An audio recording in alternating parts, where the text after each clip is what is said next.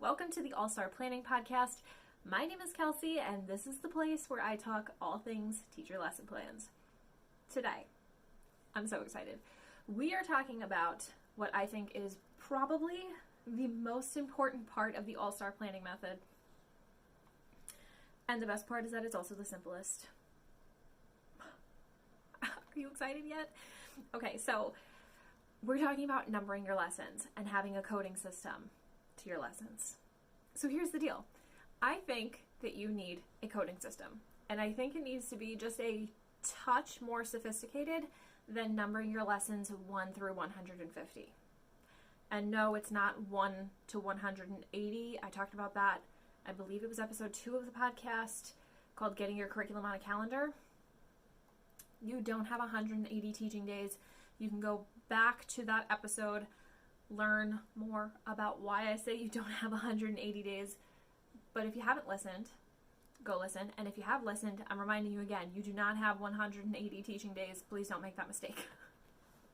You're going to be crunched. It's going to stink. So, a bit more sophisticated than just numbering your school days, okay? A touch. I say that your coding system should be your unit and then lesson number, and that's it. So, I use a unit.lesson format for my coding system, which means that if I am teaching lesson 7.2, what I'm really teaching is unit 7, lesson 2. So what this means is that I'm about halfway through my curriculum because I have 14 units. So unit 7 is about halfway through. And then knowing that it's lesson 2 specifically tells me that I just started my unit. The kids are like not great at it yet. They're learning the basics. Once I get to lesson 7.8, I know that I need to start thinking about a test because there's 10 lessons in unit 7. The kids should have a good hold on the vocabulary at this point. They should be decent with making the calculations that are involved in the questions of unit 7. We're getting very close to the answer to the essential questions, and the kids are really grappling with those enduring understandings, really firming them up in their brains. I know this just because I know where I am in my unit, and I know this because the numbers told me. Isn't this crazy? I can tell you any day of the school year what my kids know, what they're struggling with, what they need help with, and what they haven't learned yet. Isn't this insane? So, here's an example. By the time I get to lesson 4.4, my students know how to draw atomic Lewis structures. They know how to draw ionic Lewis structures. They are learning how to crisscross charges to create binary compounds. Isn't this kind of crazy that I could tell you all of this? I know that there are kids who are struggling with the parentheses around polyatomic ions, and I still have kids who did not learn their element names from Unit 3 periodic table because Lesson 4 is crisscrossing with polyatomic ions. And my kids are just okay at it because they're just learning it. They don't know about sharing electrons yet because we haven't gotten to covalent bonding. That's lesson 4.6. You see where I'm at? Like, I can tell you what the kids know, what they don't know, what they're struggling with, and what they need to know on a particular day of school because my coding system is that strong. It makes me feel like a superstar. Like, almost like I'm a fortune teller, like with a crystal ball, and I can tell you that when I get to lesson 7.4 on separation of mixtures, I'm going to have to tell kids to go back to lesson 5.5, which is the effects of intermolecular forces, because they don't remember why oil and water don't mix. But I can tell them exactly where they need to go. This is why a coding system is absolutely excellent. So, the longer you use a coding system and the less editing your coding system needs, the firmer it will be in your brain. I started using the coding system at the time that I started the All-Star Planning method, which was during my first year of teaching, and during my second year of teaching, it had a major overhaul.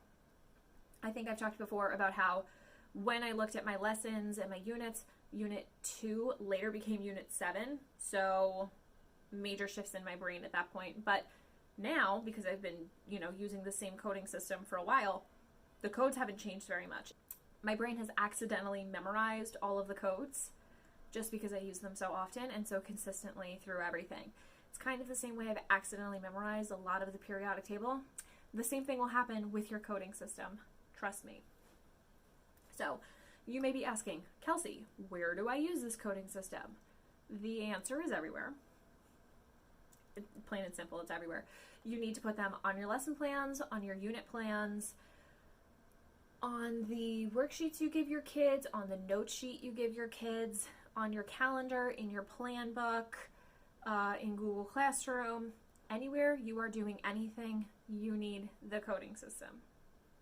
So, first thing the coding system does, again, it's going to provide a sequence to your lessons. It tells you sort of where you are in your school year.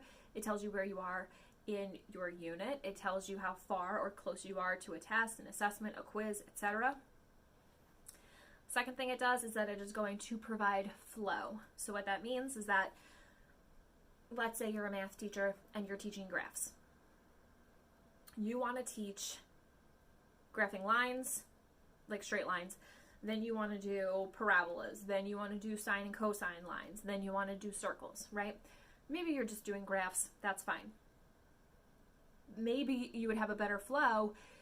I don't know. I'm not judging. I'm just suggesting, possibly, that you would have a better flow if you taught how to graph lines, and then the slope of lines, and how to calculate area under a line, and then you moved on to parabolas, and you did the same thing there. And then you moved on to sine and cosine lines, and did the same thing there. I don't know what you teach. I'm just saying. You got to provide some type of flow. And in sequencing your lessons, you are setting up the flow before you even get there. So for me, I need to teach the periodic table before I can teach bonding. If I tried to teach bonding first, the kids would have no idea what I was talking about. They would think I was speaking some foreign language, and they would be very angry with me. They would be frustrated. Many of them would give up. It's just the way that it is. This is a secret, don't tell anybody, but I at one point was teaching the unit matter and energy early in the school year, and this is when I took Unit 2 and changed it to Unit 7. This is what happened. I was teaching separation of mixtures, and in chemistry there's this, the chemistry concept as to why oil and water don't mix. The kids didn't know the chemistry vocabulary because they hadn't learned this bigger topic called intermolecular forces yet. So I actually had to make up a word to teach them how to separate mixtures because they didn't know intermolecular forces yet. And that's when I knew that I needed to rearrange my units because the kids didn't know the basics and I was teaching them advanced stuff before the basics. And that couldn't happen. So when you sit and you purposefully sequence everything and you give it a number, things like that won't happen to you. I don't want kids knowing made up words. That's kind of dumb. And the fact that I didn't think about it until after I had taught them, I was like, oh, not my best work. So I rearranged everything and that switched things up. So obviously I don't do that anymore. Things are better and the kids are learning the basics first and the advanced stuff later, and they're learning real terms. So there's that. Third, when you make copies, this will be so easy. I'm telling you, so easy. So when I plan stuff, I do not think at all. This sounds really embarrassing for me to say that I don't think, but this is literally what happens.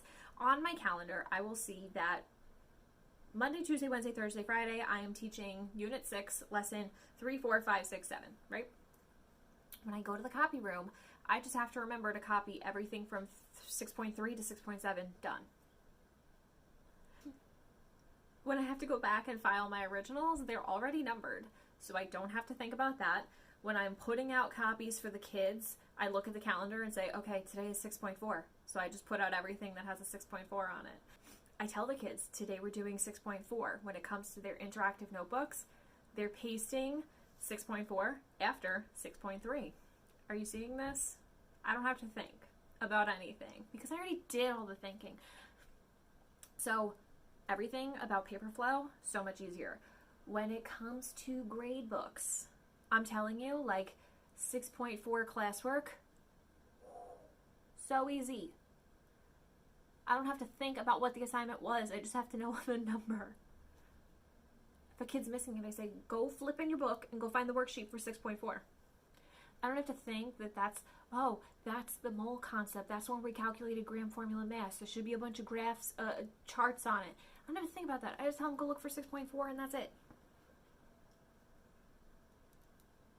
Come on. It can't get any better than that. So that's that. Then, number 4, it keeps my students on track. When I was a kid, I never put the date on anything. I still don't really put the date on anything. It's just the way that I am. But when I tell the kids that they have a test coming up, oh, we're having a unit test. It's everything from Unit 6.